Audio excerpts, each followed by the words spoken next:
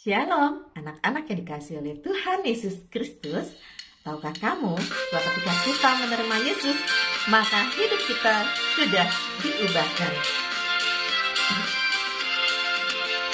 Hidupku bukannya aku lagi, tapi Yesus dalamku. Hidupku bukannya aku lagi, tapi Yesus dalamku. Yesus hidup, Yesus hidup dalamku. Hidupku bukannya aku lagi, tapi Yesus dalamku. Mari berdoa. Tuhan Yesus, terima kasih untuk cinta-Mu yang luar biasa di dalam kehidupan kami. Kami membutuhkan firman Tuhan sebagai pedoman di dalam kehidupan kami. Berbicaralah Bapa, karena kami siap untuk menjadi pelaku firman. Di dalam nama Tuhan Yesus, kami berdoa. Amin. Matius 19 ayat 1-12. Perceraian. Setelah Yesus selesai dengan pengajarannya itu, berangkatlah ia dari Galilea dan tiba di daerah Yudea yang di seberang sungai Yordan. Orang banyak berbondong-bondong mengikuti dia, dan ia pun menyembuhkan mereka di sana. Maka datanglah orang-orang Farisi kepadanya untuk mencobai dia. Mereka bertanya, "Apakah diperbolehkan orang menceraikan istrinya dengan alasan apa saja?" Jawab Yesus, "Tidakkah kamu baca bahwa Ia yang menciptakan manusia sejak semula menjadikan mereka laki-laki dan perempuan? Dan firman-Nya, sebab itu laki-laki akan meninggalkan ayah dan ibunya dan bersatu dengan istrinya, sehingga keduanya itu menjadi satu daging. Demikianlah mereka bukan lagi dua, melainkan satu. Karena itu apa yang telah dipersatukan Allah tidak boleh diceraikan manusia." Kata mereka kepadanya, "Jika demikian, apakah sebabnya Musa memerintahkan untuk memberikan surat cerai jika orang menceraikan istrinya?" Kata Yesus kepada mereka, "Karena ketegaran hatimu, Musa mengizinkan kamu menceraikan istrimu. Tetapi sejak semula tidaklah demikian. Tetapi aku berkata kepadamu, barang siapa menceraikan istrinya kecuali karena zina, lalu kawin dengan perempuan lain, ia berbuat zina." Murid-murid itu berkata kepadanya, "Jika demikian halnya hubungan antara suami dan istri, lebih baik jangan kawin."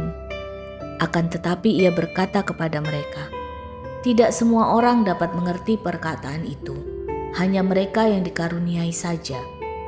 Ada orang yang tidak dapat kawin karena ia memang lahir demikian dari rahim ibunya.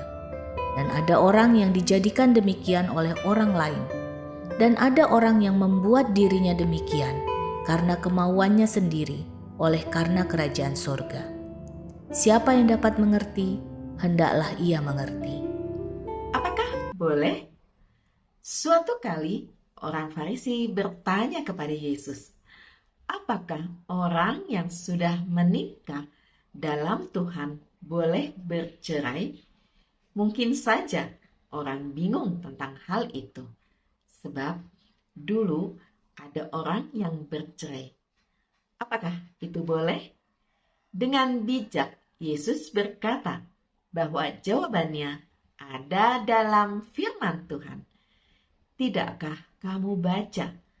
Dan firman-Nya, Matius 19 ayat 4 dan 5. Dari situ, orang bisa tahu mana yang benar. Jika ada sesuatu yang membuatmu bingung, bukalah Alkitab. Alkitab bisa memberi petunjuk yang jelas bagimu. Mari berdoa. Tuhan Yesus, ajar kami ketika kami tidak mengerti, kami mencari jawabannya melalui firman Tuhan supaya kami tidak salah mengambil keputusan. Di dalam nama Tuhan Yesus kami berdoa. Amin. Anak-anak yang dikasihi oleh Tuhan Yesus Kristus, tahukah kamu Alkitab, istilah Alkitab berasal dari bahasa Arab. Kitab artinya buku. Di negeri-negeri berbahasa Arab, Alkitab disebut sebagai Alkitab Al-Muqaddas. Alkitab juga sering disebut Bible. Sebutan ini pertama kali digunakan oleh Philo 20 sebelum Masehi sampai 50 Masehi, dan Yosefus yang menyebut Perjanjian Lama sebagai Bibloi Heira. Hieronymus, seorang bapak gereja yang disuruh oleh Paus Damasus untuk merevisi Alkitab Latin, berkali-kali menyebut Alkitab dengan nama Biblia, yang merupakan kata dari bahasa Latin yang berarti buku atau kitab. Istilah Injil berasal dari bahasa Arab. Injil yang diturunkan dari bahasa Yunani Evangelion, yang berarti kabar baik atau berita kesukaan. 1 Petrus 1 ayat 25. Injil dalam bahasa Inggris disebut gospel. Asalnya dari bahasa Inggris kuno, good spell, atau perkataan Tuhan. Dan kita harus rajin membaca Alkitab, karena dari situlah kita mengerti cinta Tuhan untuk manusia. Percayalah, Tuhan Yesus mengasihi kita semua. Amin.